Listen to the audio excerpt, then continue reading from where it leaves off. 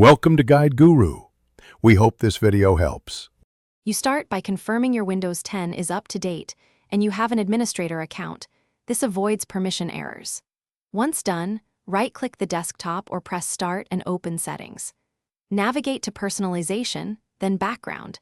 This is where static wallpapers live and where you'll link a live or animated option. Make sure you have the live video or app downloaded before continuing so the next steps are faster and smoother. Next, install a reputable live wallpaper app because Windows 10 doesn't natively support video wallpapers.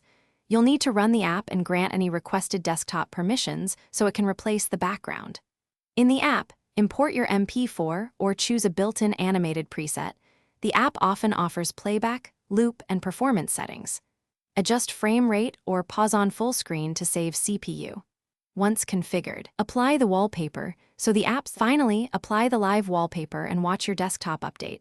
Test by opening a few apps and playing a video to confirm no conflicts. Make sure the live wallpaper app is set to run on startup if you want persistence after reboot. If performance dips, lower resolution or frame rate in the app. If the desktop goes blank or the wallpaper disappears, check the app's permissions, enable it in startup, and reboot. That fixes most issues quickly.